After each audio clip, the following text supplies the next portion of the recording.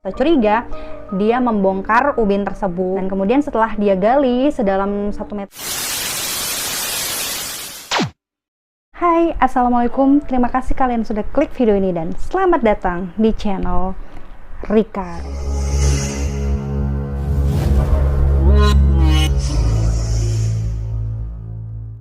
Teman-teman, semoga semua dalam keadaan sehat ya, dan semoga kita semua memiliki saudara dan juga keluarga yang sangat menyayangi kita.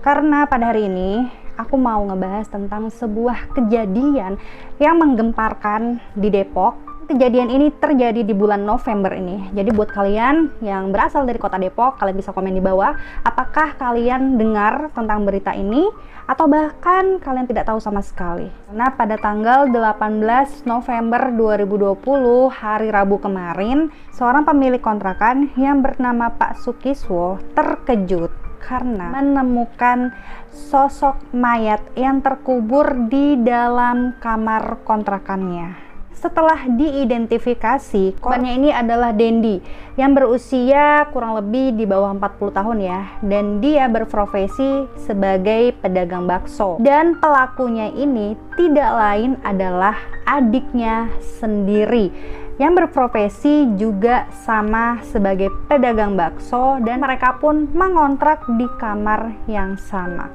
Dan sekarang apa sih motif dibalik seorang adik yang tega membunuh kakaknya sendiri, dan bagaimana kronologi kejadiannya? Yuk kita bahas.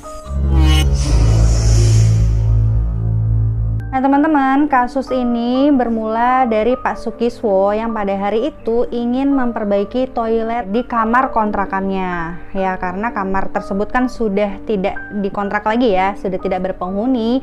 Jadi dia ingin memperbaiki kamar tersebut untuk kemudian disewakannya kembali.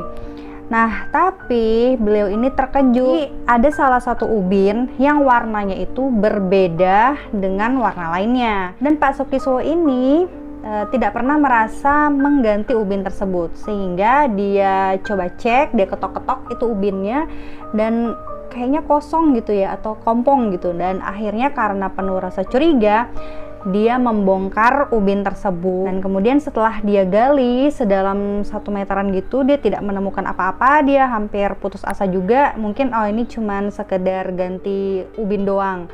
Tapi nggak lama dia taruh linggisnya, langsunglah keluar aroma yang nggak enak gitu deh, aroma busuk gitu informasinya. Nah dari situ Pak Sukiswo ini langsung ngerasa nggak enak ya, kayak merinding gitu, dan akhirnya dia melaporkan hal ini ke RT dan juga RW setempat. Ada beberapa warga yang membantu Pak Sukiswo ini untuk membongkar lantai di kamarnya tersebut. Dan setelah melakukan pembongkaran sekitar setengah jam, mereka pun terkejut sepertinya menemukan tulang ya yang seperti dengkul gitu. Tapi mereka masih belum yakin nih. Akhirnya mereka teruskan lagi penggalian. Informasinya itu selama 2 jam ya mereka melakukan penggalian itu, mulai dari jam 2 sampai sekitar jam 4 sore. Dan ternyata benar nih teman-teman, mereka menemukan sosok mayat yang mulai sudah tidak utuh lagi. Maksudnya ada yang sudah menjadi tulang, tapi ada juga yang masih berbalut daging ya, seperti itulah. Akhirnya mereka pun menelpon pihak kepolisian. Pihak kepolisian pun datang dan langsung membawa mayat tersebut ke rumah sakit untuk selanjutnya diotopsi dan juga diidentifikasi. Dan betapa kagetnya Pak Sukiswo pada saat hasil identifikasinya itu mengatakan bahwa mayat itu adalah Dendi. Nah, Dendi ini adalah seorang pedagang bakso yang kemarin baru aja menyewa barakannya dia dan kemudian pulang kampung setahunya Pak Sukiswo begitu. Nah, kemudian Pak Sukiswo ini memberikan informasi bahwa 2 hari yang lalu yang nyewa kontrakan ini pulang kampung gitu loh, ke Bogor. Ya, waktu itu dia menyerahkan kuncinya nggak langsung ke Pak Sukiswo, tapi lewat tetangganya. Nah, dari informasi tersebut, polisi pun akhirnya fokus untuk mencari dan menjemput adiknya Dendi ini yang bernama Juwana itu di Bogor. Kurang dari 24 jam, pihak kepolisian pun akhirnya berhasil mengamankan si Juwana ini. Karena merasa bersalah sendiri, si Juwana ini pun akhirnya mengakui segala perbuatannya yang sudah dia lakukan kepada kakaknya.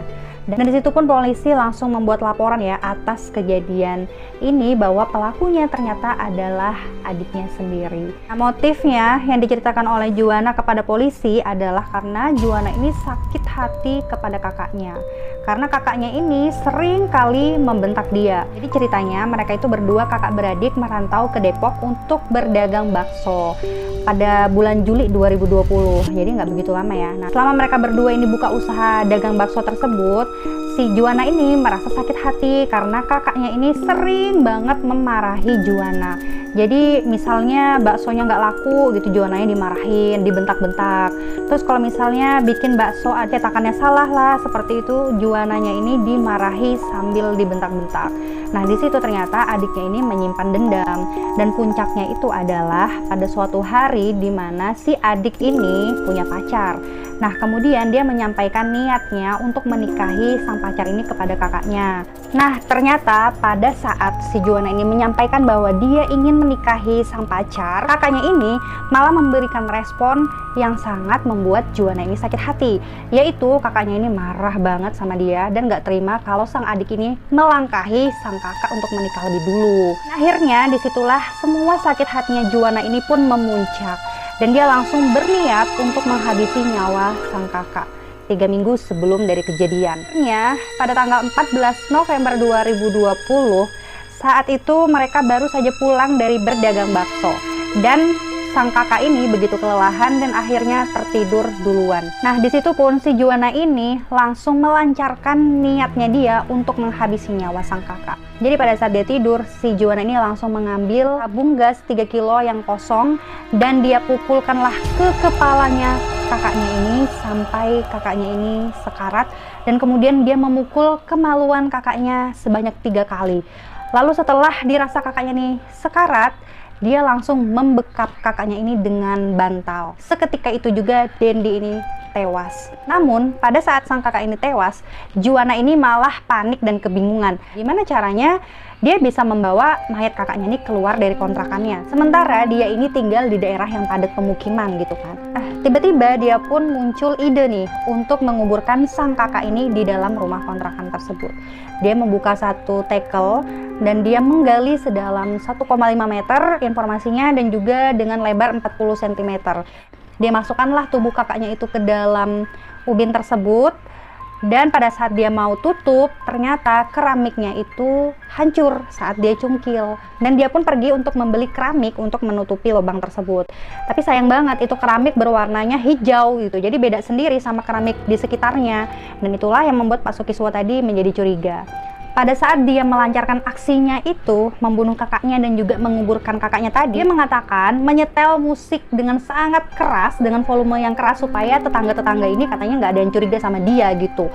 Dan keesokan harinya, si Juwana ini langsung pergi dari rumah kontrakan tersebut dan menitipkan kuncinya kepada tetangganya tanpa bertemu langsung dengan Pak Sukiswo. Dia pun meninggalkan jasad sang kakak ini di rumah kontrakan tersebut, dan dia pulang ke rumah orang tuanya di Bogor. Ternyata setelah diusut lagi oleh pihak kepolisian, sang kakak ini, si Dendi, bukanlah orang pertama yang pernah dibunuh oleh Juwana. Karena ternyata Juwana ini, sebelum dia pergi sama kakaknya ini ke Depok, dia sudah pernah membunuh seorang temannya yang dinyatakan masih hilang hingga sekarang. Ternyata dia bunuh dan dia kubur kurang lebih 200 meter dari rumahnya gitu, di hutan di daerah Bogor. Dan itu benar-benar mengejutkan para tetangga dan juga orang tuanya terutama, karena si Juwana ini ternyata sudah melakukan 2 kali pembunuhan dalam 1 tahun. Dan dikarenakan perbuatannya ini, Juwana pun diancam dengan hukuman 15 tahun penjara dan ancaman hukuman terberatnya yaitu hukuman mati. So teman-teman, gimana menurut kalian? Apakah hukuman itu pantas untuk Juwana ataukah tidak? Kalian bisa komen di bawah, dan terima kasih kalian sudah simak video ini. Semoga video ini menjadikan pembelajaran untuk kita semua. Selalu berhati-hati juga dalam bersikap, jangan sampai menyakiti hati orang lain sehingga kayak mendorong orang lain untuk berbuat jahat kepada kita. Dan juga selalu berdoa semoga kita semua selalu berada di dalam lindungan Allah Subhanahu wa Ta'ala.